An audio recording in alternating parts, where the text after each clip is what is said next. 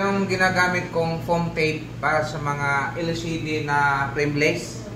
So meron pa siyang kasamang primer. So ang ginagawa nito, pag nalinis ko na yung pinaka-frame niya, lalo na sa plastic, inalis ko yung mga dating adhesive. Tapos pag nalinis na siya, pinupunas ko muna to bago to idinikit.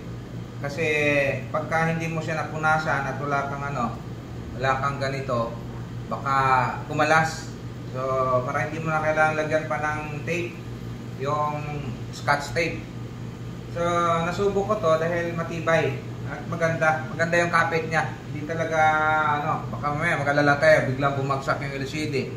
Hindi yari. Shoutout pala kay Sir Jonathan Rios. Meron siyang supply nito. Doon ako kumukuha sa kanya. So, yun. Maganda, maayos. At mahusay. Parang original talaga. Yun yung yung lalagyan niya.